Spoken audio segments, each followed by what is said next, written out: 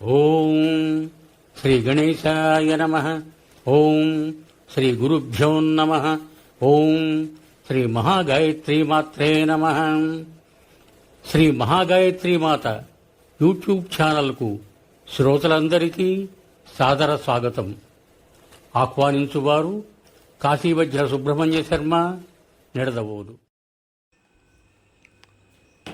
చక్రతీర్థ చరిత్ర తృతీయ భాగము.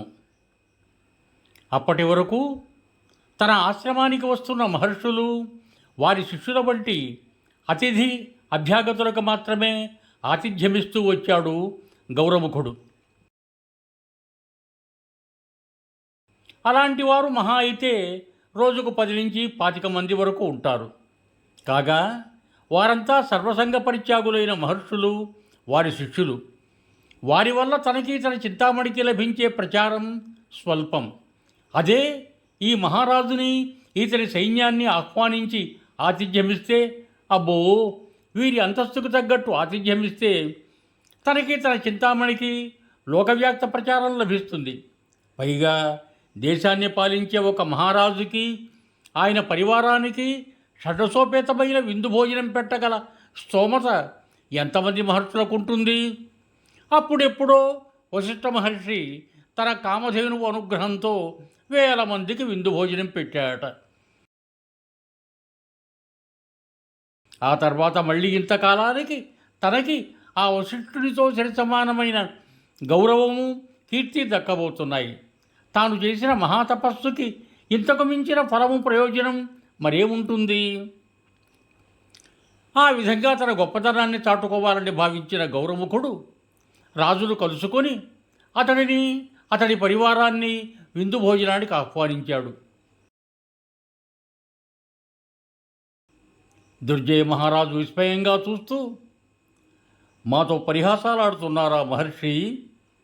మీరేమో కందమూలాలతో కడుపు నింపుకునే ఆశ్రమవాసులు, మేము మహారాజులం, 5-6 వేల మందికి తగ్గని పరివారజనంతో వచ్చిన వారం. ముక్కు మూసుకొని తపస్సు చేసుకుని మీరు ఇంతమందికి ఆతిథ్యం ఇవ్వగలరా? కందమూలాలతో మా అందరి కడుపులో నింపుదామనుకున్నా మీ వంటి నిర్భాగ్యులకు అది సాధ్యమేనా అన్నాడు.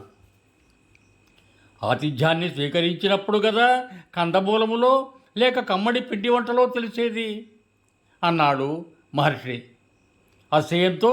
పైగా మీరు వచ్చిన ఆతిథ్యాన్ని స్వీకరిస్తే మీ రాజధానికి చేరుకునే మార్గాన్ని కూడా నేను తెలుపగలను.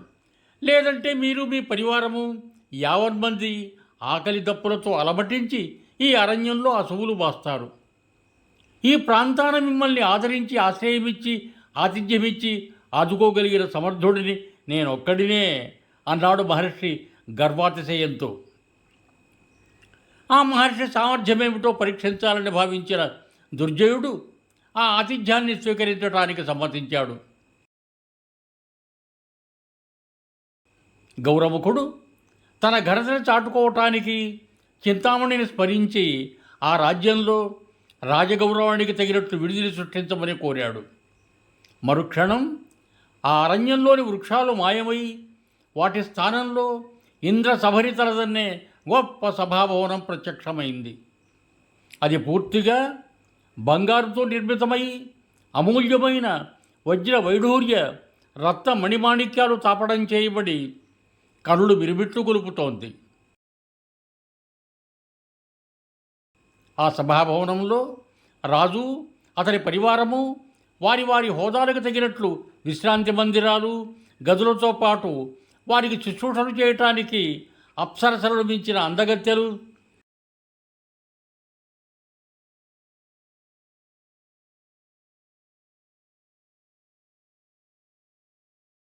జలక్రీడలకి రాజుకి, పరివారానికి చిత్ర విచిత్రమైన జలాశయాలు కూడా ఉన్నాయి. గౌరముఖుడు అతిశయంతో ఆహ్వానం పలుకుతుండగా రాజు తన పరివారంతో సభాభవనంలో ప్రవేశించి దాని గొప్పతనాన్ని గాంచి విస్మయం చెందుతూ అతడి జలాశయంలో తన ప్రియురాండ్రతో సహా జలకాలాడి సేదతీరాడు. అతని పరివారము రాజును అనుసరించారు. అనంతరం సభాభవనంలోని సుదీర్ఘమైన సువిశాలమైన భోజనశాలలో ఒకేసారి రాజుకి అతని పరివారానికి విందు ఏర్పాటు చేశాడు గౌరముఖ మహర్షి. త్రిలోకములలో ఎప్పుడూ ఎవ్వరూ రుచి చూడనటువంటి అద్భుతమైన శాకపాకములతో, నవకాయ పిండి వంటలతో మహారుచికరమైన విందు భోజనాన్ని రాజు అతని పరివారము ఆరగించి సంతృప్తులయ్యారు. ఆ ఆతిథ్యానికి, విందు భోజనానికి పరవశించిన దుర్జయుడు మహర్షిని పొగడ్తలతో ముంచెత్తుతూ, ఆహా మహర్షి, ఈ కీకారణ్యంలో ఇంద్రభవన నిర్మాణం, దివ్యదేవతా భోజనంతో ఆతిథ్యం మీకు మాత్రమే సాధ్యం, అన్యులకిది అసాధ్యం. ఈ వనసీమలో ఎందరో గొప్ప గొప్ప మహర్షులున్నా ఈ గొప్పతనం మిమ్మల్నే వరించిందంటే ఆహాహా, ఏమి మీ భాగ్యము, మీ భాగ్యమే భాగ్యం అన్నాడు. అవును రాజా, మేము మామూలు భాగ్యశాలురము కాము. మా తపోదీక్షతో శ్రీమన్నారాయణుడినే ప్రత్యక్షం చేసుకున్న మహాభాగ్యశాలురం. ఆ మహావిష్ణువు ప్రసాదించిన అనర్ఘరత్న చింతామణితో అతిథి అభ్యాగతులకు ఘనాతిఘనంగా ఆతిథ్యమిచ్చి సత్కరిస్తున్న ఏకైక భాగ్యశాలురం అన్నాడు గౌరముఖుడు మహాగర్వంతో. రాజు తలపంకించి, నిజమే కానీ రెట్టించాడు గౌరముఖుడు అనుమానంతో. మహర్షి, నా విష్ణు పృథ్వీపతి అన్నారు. అంటే విశ్వాంశ సంభూతుడు కానివాడు రాజు కాలేడు. అంటే మీరు విష్ణువు అనుగ్రహాన్ని పొందిన వారైతే మేము ఆ విష్ణువు అంశతో జన్మించిన వారము కనుక మీకన్నా మేమే అధికులం. అంతేకాదు, మీరు మునులు, ఆశ్రమవాసులు, కందమూలాలు భక్షించడం మీ ధర్మం. మేము మహారాజులం. మృష్టాన్న భోజనం మాకు నిత్యావసరం. అంతేనా? మీ ఆశ్రమానికి వచ్చేవారు మునులు, బికారులు, దిమ్మరులు. వారికి ఫలములు, కందమూలములు చాలు. మా ఆశ్రయం కోరి వచ్చేవారు పంచపక్ష పరమాన్నములు కోరువారు. మీ వద్దకి రోజుకు మహా అయితే 10 మంది వైరాగులు రావచ్చు.